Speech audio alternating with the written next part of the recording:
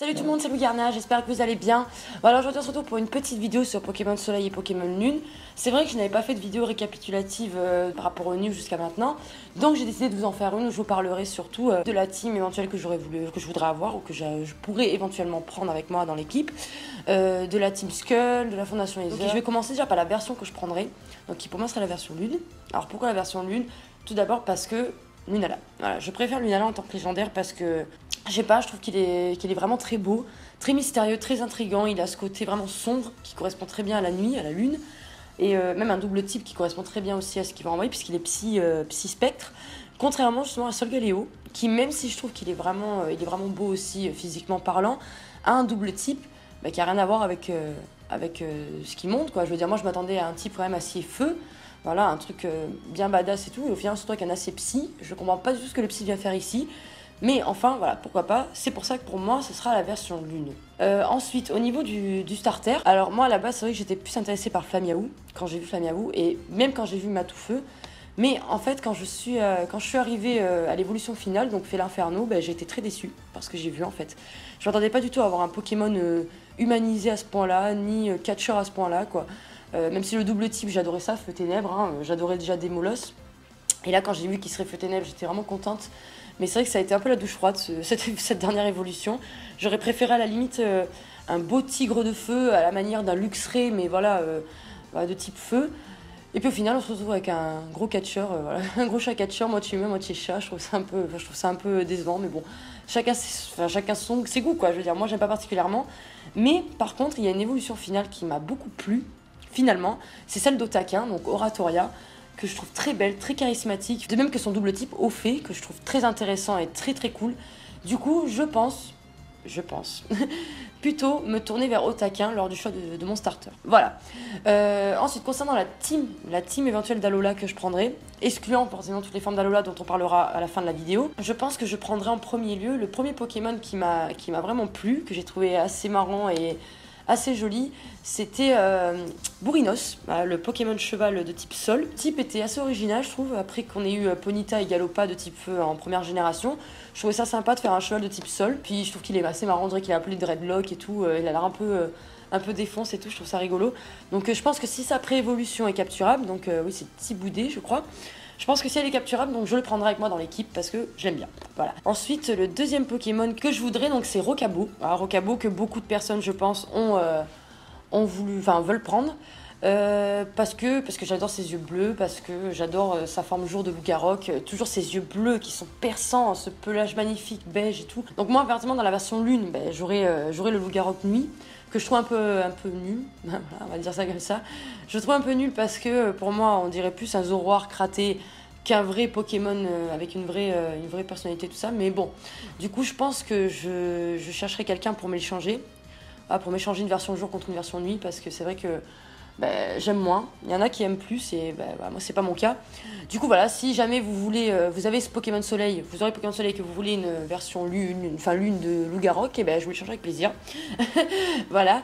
Le troisième Pokémon que je voudrais dans mon équipe, c'est Bébécaille. Alors pourquoi Bébécaille? Vous savez, ce Pokémon de type dragon dès le départ, qui après passe dragon combat, seul Pokémon ayant ce double type à ce jour, et qui est vraiment badass. Voilà, les Kaiser, j'adore. Il est juste énorme. On dirait qu'il a avec cette espèce d'armure d'écaille là, qui est vraiment très joli, très beau. Il est très stylé, moi je trouve.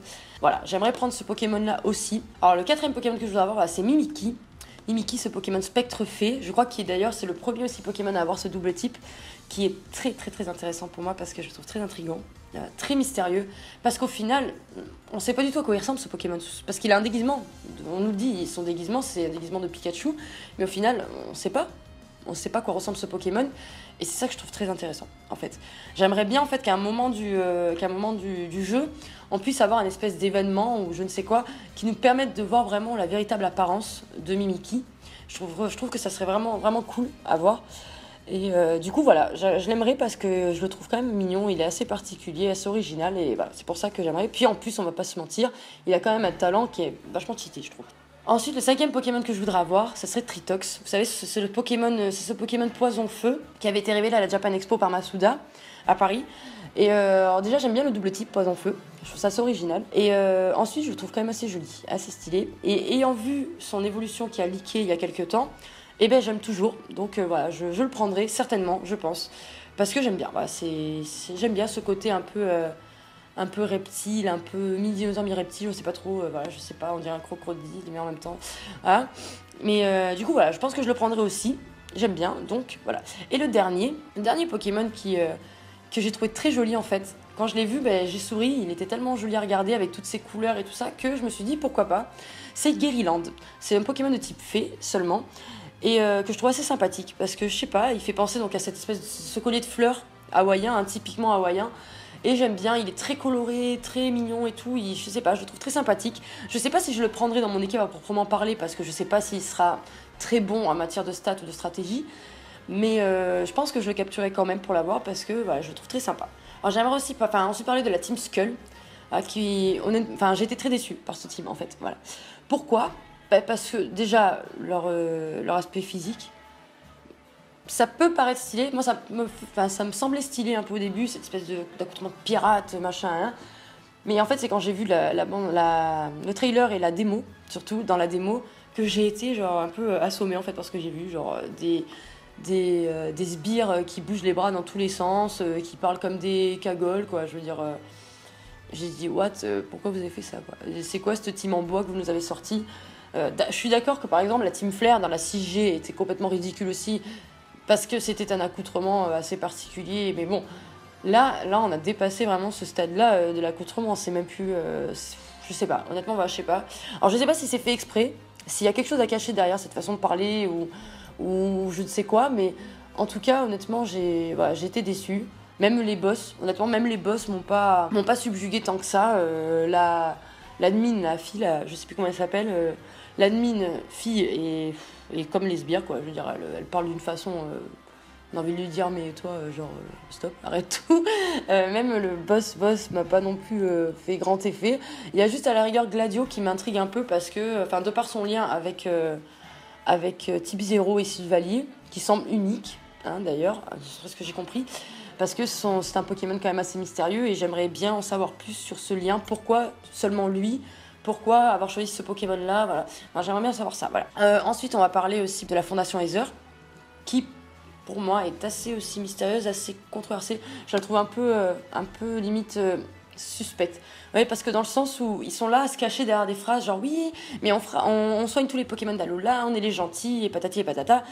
Et je me dis, c'est un truc qui doit cacher peut-être quelque chose, quoi. Je sais pas comment vous expliquer ça. Pour moi, il semble un peu bizarre, quoi. Voilà, ça semble bizarre. Je me dis, j'aimerais bien en fait. En fait, j'aimerais bien que le scénario pète un peu un câble et que finalement ce soit la Fondation Aether les méchants et non la Team Skull, qu'ils aient créé toutes ces ultra chimères justement pour gouverner le monde, voilà. Enfin, j'aimerais bien qu'il y ait une histoire un peu comme ça. Je sais pas s'ils seront les méchants, hein, honnêtement, j'en sais rien.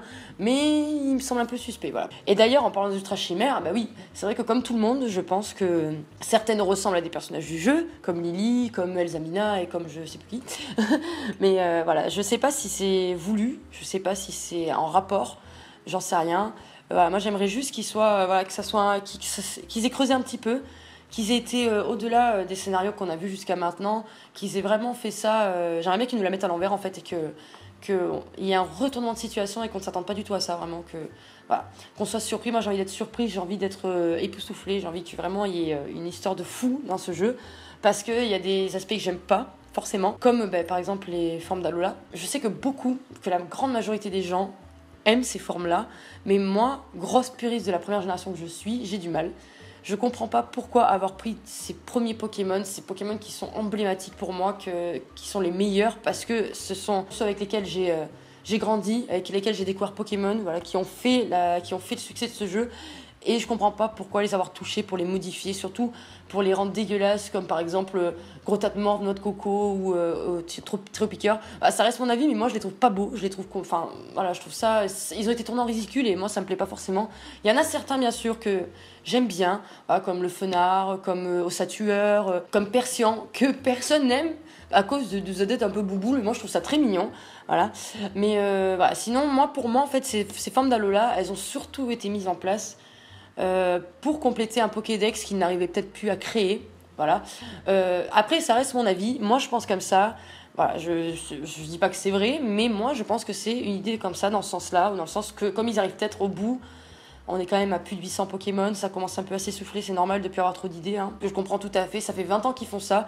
Et moi je pense qu'ils ont pris ces formes-là pour justement dire ah oui voilà on finit quand même, il y a quand même des Pokémon en plus. Voilà, ça reste mon avis. Maintenant pour finir, j'aimerais aussi parler des attaques Z. Alors, parler des attaques Z, c'est pas quelque chose qui m'a plu, enfin il n'y a pas question de plaire ou pas plaire en fait, c'est juste que je trouve ça un peu inutile aussi. Je pense qu'ils ont utilisé ces attaques Z pour combler l'absence de nouvelles méga évolutions, parce qu'au final on part sur le même principe, seulement certains Pokémon en sont dotés de ces attaques Z, tout comme les méga. Alors du coup je pense que comme ils n'ont pas créé d'autres méga évolutions, ils ont voulu mettre en place un petit truc voilà en plus, qui pour dire oui il n'y a pas ça mais on a ça. Voilà, donc honnêtement je pense que c'est un peu inutile parce qu'au final bon ça reste une attaque quoi, d'accord c'est puissant mais bon, je veux dire quand on voit la danse de l'attaque Z de Pikachu, enfin honnêtement, voilà quoi. Je pense pas que ce soit vraiment un truc très utile dans le jeu, on aurait pu s'en passer, ouais ça rajoute un peu de la poudre aux yeux quoi. Voilà c'est tout, pour moi c'est ça. Comme je disais, tout ce que j'ai dit dans cette vidéo ça reste mon avis, je force personne à penser comme moi, ou voilà je suis pas là pour influencer qui que ce soit, mais voilà je vais juste partager avec vous mes avis sur ce qu'on a vu sur Soleil et Lune, le starter que je vais prendre, la version. Dites-moi en commentaire ce que vous pensez aussi de toutes ces news hein, parce que c'est très important je pense. Est-ce que ce jeu vous motive assez comparé à XY qui moi m'avait beaucoup plus motivé que ça. J'étais vraiment super excitée à la sortie de XY, là je le suis un peu moins, même si j'ai quand même hâte d'être dans 15 jours pour découvrir ce jeu aussi. Voilà, dites-moi tout en commentaire.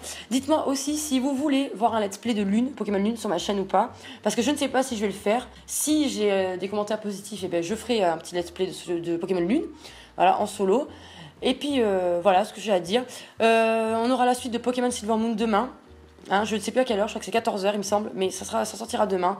Et aussi, je pense mettre Pokémon Noir et Pokémon Blanche en défi des abonnés avec Ruben, soit jeudi, soit dimanche. Je ne sais pas encore. Donc du coup, je vous dis à très bientôt pour une nouvelle vidéo sur la chaîne. Abonnez-vous à la chaîne hein, pour suivre le reste de mes aventures. N'oubliez pas de me suivre aussi sur Twitter et Facebook. Et surtout, mettez en commentaire donc, ce que vous avez pensé de cette vidéo.